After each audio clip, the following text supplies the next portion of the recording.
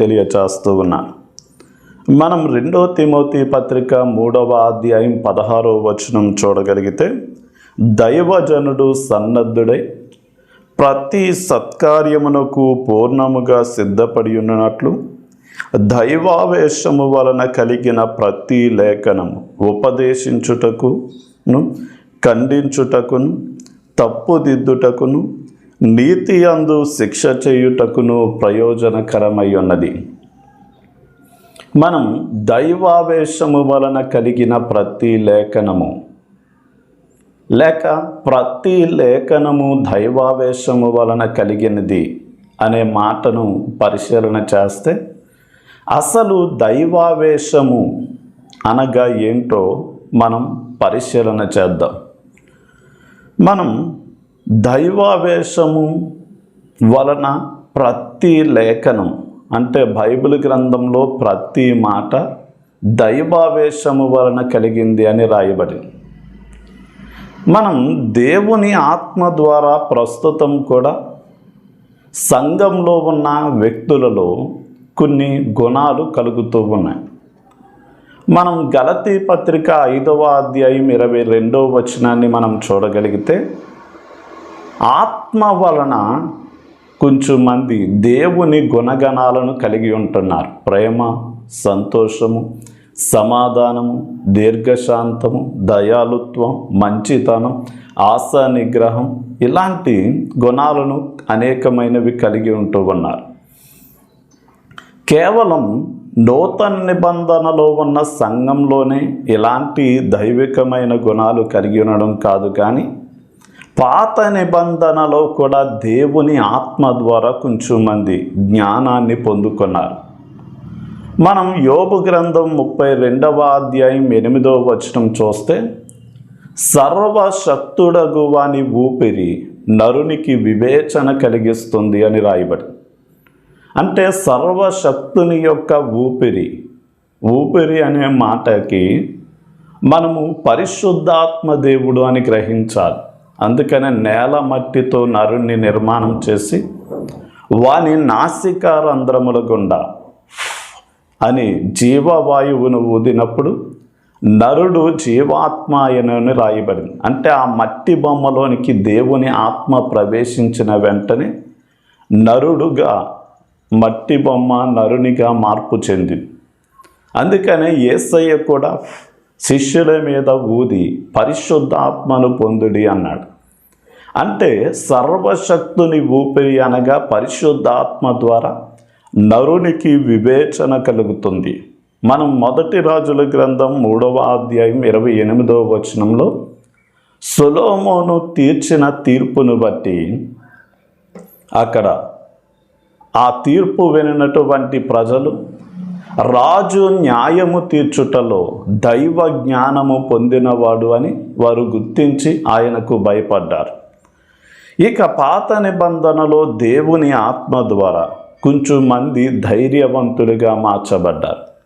న్యాయాధిపతుల గ్రంథం 14వ అధ్యాయం 6వ వచనంలో సంసోను తన తల్లిదండ్రులతో పాటు బహుశా తిమ్నాతు అనే గ్రామానికి వెళ్ళినప్పుడు సంసోను అక్కడ ఉన్న తోటల గుండా వెళ్తూ ఉన్న సమయంలో అతనికి ఎదురుగా ఒక సింహము వచ్చి బొబ్బరించినప్పుడు సంసోను చేతిలో ఏమీ లేకపోయినప్పటికీ దేవుని యొక్క ఆత్మ అతనిని ప్రేరేపిస్తే అతడు ధైర్యంతో నింపబడి ఒక మేక పిల్లను చీల్చినట్లుగా సింహాన్ని చీల్చి దానిని చంపివేశాడు. అలాగే గిద్యోను పిరికివాడు దేవుని ఆత్మ ద్వారా పరాక్రమము కలిగిన బలాఢ్యుడిగా మార్చబడ్డాడు.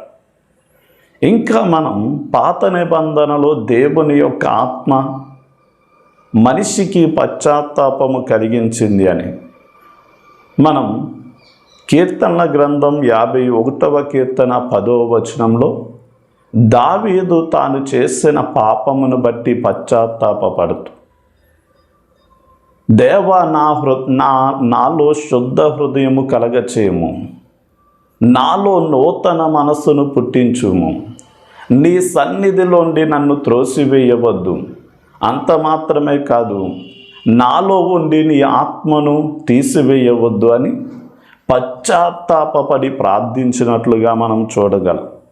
జకర్యా గ్రంథం 12వ అధ్యాయం 10వ వచనంలో దావీదు కుటుంబస్తుల మీద, యెరూషలేము నివాసుల మీద నేను కరుణ నొందించు ఆత్మను కుమ్మరిస్తాను, విజ్ఞాపన చేయు ఆత్మను కుమ్మరిస్తాను. అప్పుడు నన్ను పొడిచిన వారు నా నిమిత్తమై వారి ఏకైక కుమారుని పోగొట్టుకుంటే ఎంత దుఃఖము వేదన చెందుతారో అలాంటి కన్నీరు కారుచి వారి పాపములను ఒప్పుకుంటారు అని దేవుని వాక్యము సెలవిస్తారు. ఇక పాత నిబంధనలో దేవుని ఆత్మ ద్వారా కొంచెం మంది నూతనమైన నడకను పొందుకున్నారు. అంటే ఆ నూతనమైన నడకను గురించి యెహెజ్కేలు గ్రంథం 36వ అధ్యాయం 26వ వచనాన్ని మనం చూడగలిగితే, ఇదిగో మీకు నూతన హృదయాన్ని స్వభావాన్ని కలిగించి నా ఆత్మను మీ అందుంచి నా ఆజ్ఞలను అనుసరించే వారిగా చేస్తాను అని దేవుడు సెలవిచ్చారు. అంటే దేవుని యొక్క ఆత్మ కొందరిలో, అంటే ఎవరిలోనికైతే వస్తుందో వారిలో దేవుడు ఏం చేస్తాడు అంటే ఆయన ఆజ్ఞలను అనుసరించి పాత జీవితాన్ని పద్ధతులను వదిలిపెట్టి నూతనమైన మార్గాల్లో మనల్ని నడిపిస్తాడు. మనం ఆత్మావేశం, దైవావేశం అనగా ఏంటి అంటే నూతన నిబంధనలు దేవుని ఆత్మ ద్వారా దేవుని గుణలక్షణాలు కొందరిలో కలిగినట్లుగా కొన్ని విశేషమైన శక్తులు కూడా వారికి కలిగాయి. వాటిని నూతన నిబంధనలు ఆత్మ అనుగ్రహించు వరాలు అని, కృపావరాలు అని రాయబడి. అంటే అవి ఏంటి అంటే 1 కొరింథీ పత్రిక 12వ అధ్యాయంలో ఆత్మ వలన కొంచెం మందికి బుద్ధివాక్యం, జ్ఞానవాక్యం, విశ్వాసం, స్వస్థపరిచేవారు, అద్భుతాలు చేయడం, ఆత్మలను వివేచించడం, అన్య భాషలు మాట్లాడడం, అన్య భాషలకు అర్థం చెప్పడం, ఇలాంటి విశేషమైనటువంటి వరాలు అనుగ్రహించబడ్డాయి. అంటే నూతన నిబంధనలో ఆత్మ ఫలం అంటే దేవుని గుణగణాలు అందరిలో కలిగినట్లుగానే, అలాగే సంఘంలో విశేషమైన వరాలను ఇచ్చి దేవుడు వాడుకుంటున్నట్లుగానే ఆత్మావేశము అంటే ఏంటి అంటే పాత నిబంధనలో కూడా దేవుడు తన ఆత్మ ద్వారా కొందరి వ్యక్తులను ఆవరించి వారిని తన స్వాధీనంలోనికి తీసుకుని వారిని ప్రేరేపించి వారిని నడిపించి ఈ మాటలు ప్రకటించినట్లుగా చేశాడు. ఆయన పనిని జరిగించుకున్నాడు. అంత మాత్రమే కాకుండా ప్రవక్తలైన వారిని విశేషంగా తన ఆత్మతో నింపి ఆయన తన గ్రంథాన్ని వ్రాయించుకున్నాడు. అంటే ఆత్మ ఆధీనంలో, స్వాధీనంలో ఉండి ఆత్మచేత ప్రేరేపించబడి, ఆత్మచేత నడిపించబడి దేవుని వాక్యాన్ని బోధించడం, దేవుని పనిని జరిగించడం, దేవుని వాక్యాన్ని రాయడమే దైవావేశము అన్న విషయాన్ని మనం గ్రహించాలి. అంటే దేవుని బైబిల్ గ్రంథంలో ఉన్న ప్రతి మాట దైవావేశము వలన కలిగింది. అంటే పరిశుద్ధాత్మ ద్వారా రాయించబడింది.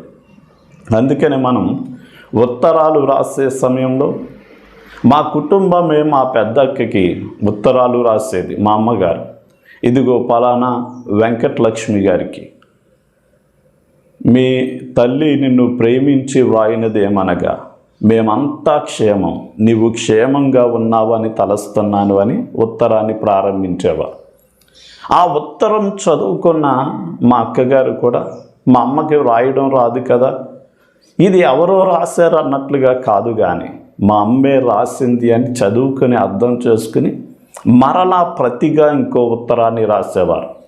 అలాగే బైబిల్ గ్రంథం ఎంతమంది భక్తుల చేత రాయబడినప్పటికీ వ్రాయించింది మాత్రం దేవుడు మనకి వ్రాయించాడు. కనుక దేవుని ఆత్మ ద్వారా రాయబడిన ఈ గ్రంథాన్ని అర్థం చేసుకోవాలి అంటే దేవుని ఆత్మ సహాయం కావాలి. 1 కొరింథీ పత్రిక 2వ అధ్యాయం 12, 13 వచనాలు చదవగలిగితే దేవుని ద్వారా మనకి అనుగ్రహింపబడిన సంగతులను మనం తెలుసుకున్నట్లు మనము లౌకిక ఆత్మను పొందలేదు, కానీ దేవుని వద్ద నుండి వచ్చు ఆత్మను పొందాము అని దేవుని వాక్యం సెలవిస్తుంది. అంటే మనం ఆత్మ ద్వారా రాయబడిన, దైవాత్మ ద్వారా రాయబడిన ఈ మాటలు గ్రహించాలి అంటే దేవుని ఆత్మ సహాయం కావాలి. అందుకనే దావీదు నీ ధర్మశాస్త్రంలో ఆశ్చర్యకరమైన సంగతులు చూచినట్లు నా కన్నులు తెరవమని ప్రార్థించాడు. ప్రార్థన. తండ్రి, నీకే వందనాలు. ఈ మాటలు ఎవరైతే వింటూ ఉన్నారో నీ బైబిల్ గ్రంథంలో ప్రతి మాట నీ ఆత్మ ఆయా వ్యక్తులను ఆవరించి వారిని ప్రేరేపించి నడిపించి నీవే మాకు కావలసిన ఈ మాటలు రాయించి ఇచ్చావు అని ప్రతి ఒక్కరూ గ్రహించినట్లు నీవే వారి